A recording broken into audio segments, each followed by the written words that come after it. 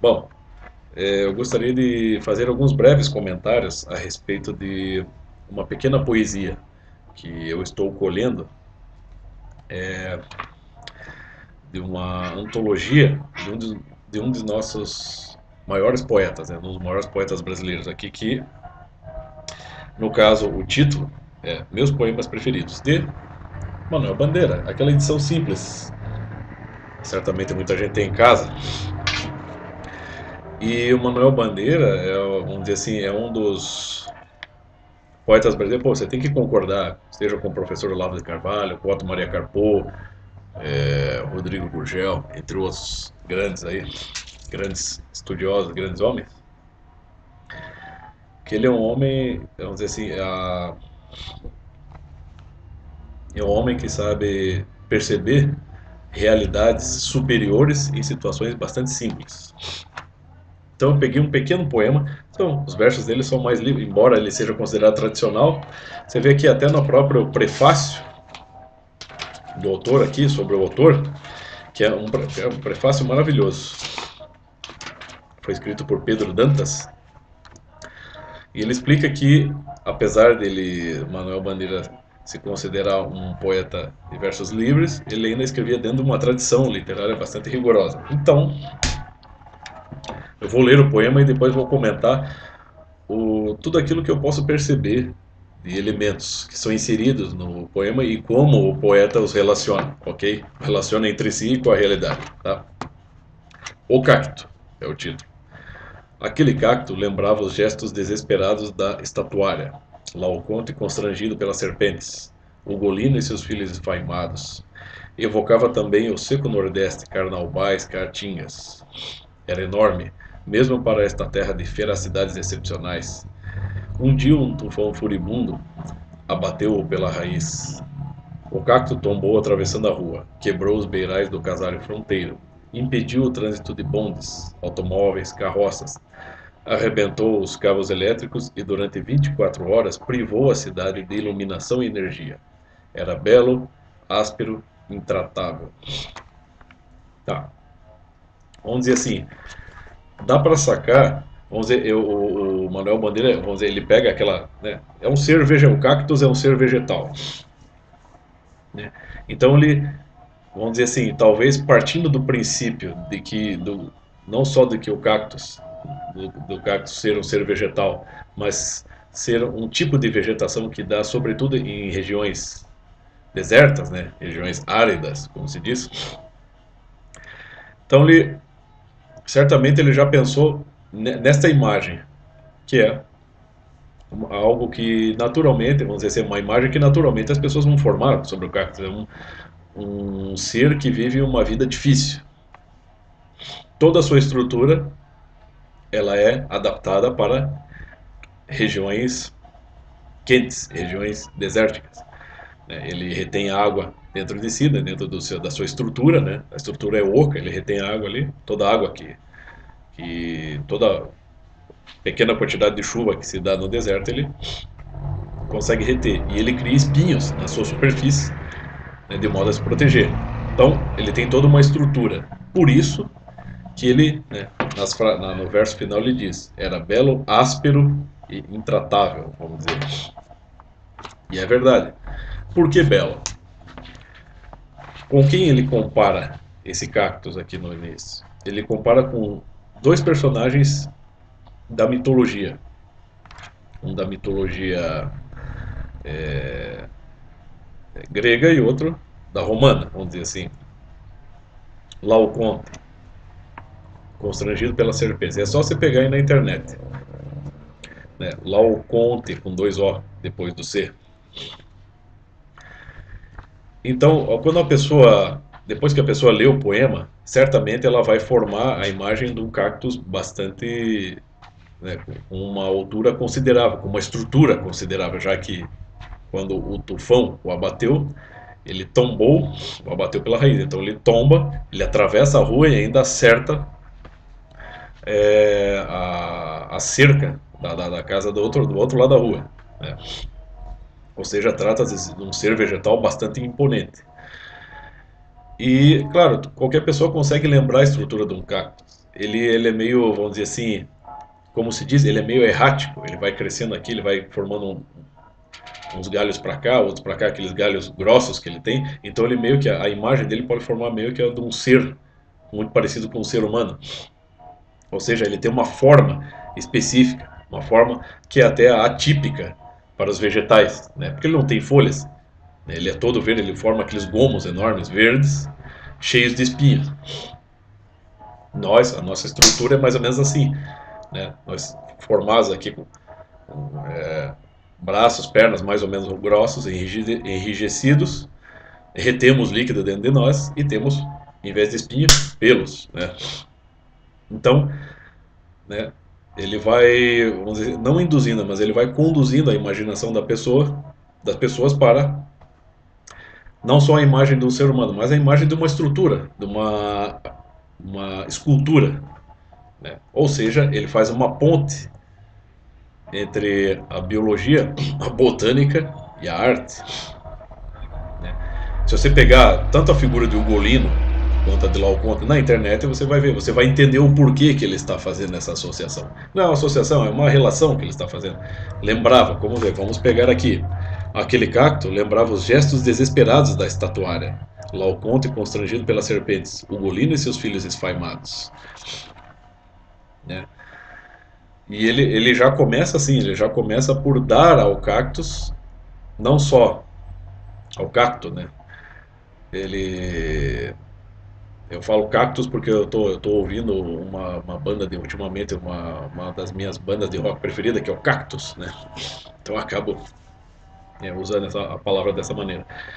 Então ele começa já por comparar a estrutura do cactus com a estrutura das estatuárias, os gestos que elas representam, que situações elas representam e por que ele faz isso. Porque lá no fim do poema, né, da pequena poesia, ele vai dar um papel para esse cactus. Porque, claro, como diz, ele parte do princípio que todas as pessoas estão acostumadas a ter uma imagem do cacto como uma figura, um ser vegetal que vive em regiões áridas, desérticas e pouco movimentadas, vamos dizer assim. E de repente você tem um ser desse tipo na cidade, né? Então ele causa um impacto. Então ele, de certa forma, ele tem um papel social ali, não só pelas formas que ele lembra, mas também no final, quando ele morre, vamos dizer assim, ele causa um efeito, ele causa um transtorno, né, na sociedade de algum modo, né? Ou seja, ele tem um papel, né? Ele dá a esse cacto um papel. Mas você vê, se esse cacto estivesse apenas no deserto e fosse abatido por um tufão furibundo, ele cairia ali, mas ninguém o testemunharia, né? Como diria, será que ele faria barulho ao cair, né? Faria, né? Mas inserido, né, vamos dizer, plantado num quintal no meio de uma cidade grande, né, no quintal de uma casa de uma cidade grande, ele se torna uma figura incomum, né, e por ter uma forma incomum, ele vai evocar relações. Então é nesse sentido que o Manuel Bandeira está tentando conduzir a imaginação e a inteligência das pessoas, né? Ou seja, então, lembra os gestos da estatuária. Então ele põe dois exemplos mitológicos. Você tem duas criações artísticas que são extremamente belas e que representam os sofrimentos humanos, né? E o cactus também, ele lembra uma espécie de vida que sofre muito, né? E que por conseguinte é intratável, é áspera, né? E continua sendo intratável mesmo depois da sua morte. Mas daí como ele começa já por, vamos dizer assim, quebrar aquela imagem clássica, comparando o cactus a estruturas esculturais, em seguida ele já volta, né, ao papel clássico do cactus, ou seja, evocava também o seco nordeste, carnaubais, caatingas, era enorme. Daí ele vem com um outro verso bastante peculiar. Era enorme, mesmo para esta terra de feracidades excepcionais. O que ele quer dizer com isso? Bom, no meu entender, o que é feracidade? Feracidade tem a ver com fertilidade. com firmeza, né? O cactus, né, vamos dizer, um cacto no deserto, ele precisa tornar-se resistente, ou seja, ele precisa adquirir força para aguentar o clima, para aguentar toda a circunstância em que ele vive. Mas na cidade, a situação já é diferente, né? Vamos pensar numa pessoa, desde que esse cactus foi plantado ali, como semente ou como uma muda, uma pessoa regando todo dia. Então, né, chuva, né, um clima todo mais ameno, né? Então, talvez ele não precisasse se pela sua própria estrutura, pelo próprio condicionamento, né, botânico, né, da sua estrutura, talvez ele não precisasse se desenvolver tanto, porque todo o clima, a situação, a circunstância onde ele está inserido já o ajuda, já o sustenta, né, de certa forma. Então, mas de qualquer maneira, né, seguindo como cactus, vamos dizer, mais ou menos indiferente a toda a situação que o rodeia, ele, e vamos dizer assim, até contando com toda essa facilidade, com toda essa fertilidade que a cidade proporciona, então ele cresce e cria um vigor a mais ainda. Então, ou seja, ele também, de uma maneira, parece querer dar a ideia da imposição da natureza sobre o homem, né? A natureza é uma força, né, que é implacável, muitas vezes. E dá a ele já que ele, no início do poema, ele o comparou com as esculturas que representam situações humanas, então, como eu disse, ele dá uma certa personalidade a esse cara. Ele cresce de uma determinada maneira. Até o professor Olavo, uma vez, numa aula, acho que na aula no curso de psicologia dele, ele fala isso, que existe até uma psique das plantas. Existe psique dos animais, existe até a sociologia dos animais. Então, e também existe uma psique da planta. Por dois cactos, aparentemente, estruturalmente são iguais, mas cada um pode se desenvolver e tomar direções distintas, né, na sua estrutura. Então é mais ou menos isso que acho que é isso que ele está evocando. Então ele vai ter de certa forma, uma personalidade e inserido ali no meio urbano, ele adquire um papel social, entende? Então você vê a quantidade, você vê, ele pega uma situação que a princípio é bastante trivial, bastante banal, mas ele vai abordando aquela planta, né, aquele ser vegetal de diversos pontos de vista, do ponto de vista, né, da botânica, né, ou da biologia, do ponto de vista social, do ponto de vista cultural, espiritual, mitológico. Quer dizer, ele cerca a existência daquele ser vegetal de uma série de referências que, de certa forma, vão orientar as pessoas, né?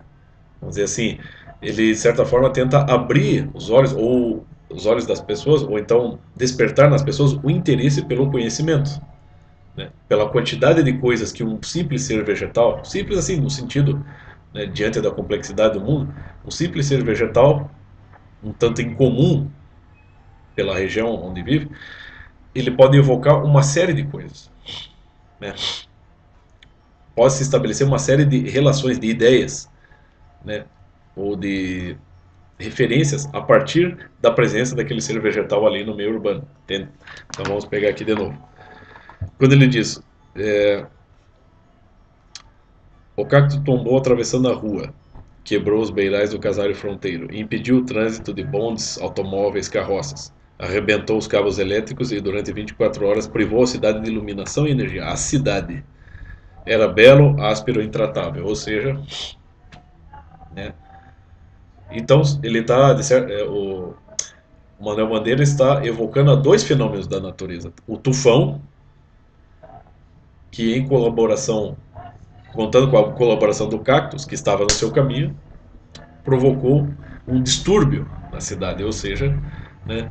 Aí vai até uma dica para os ecologistas. Se vocês pensam que o homem está destruindo a natureza, vocês estão muito enganados. É difícil destruir a natureza. Ela é muito potente, né?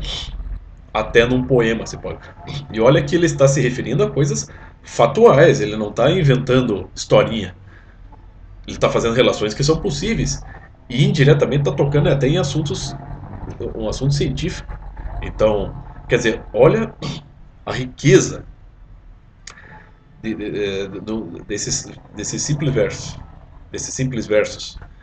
Um, olha a quantidade, como diria o Rodrigo Gurgel, a quantidade vamos dizer, a profundeza de uma, a profundidade, né, de uma expressão literária, né, que se dá por meio de versos simples, a partir de uma situação simples, evocando situações superiores, entendeu? Então essa é a função da poesia de verdade, entendeu?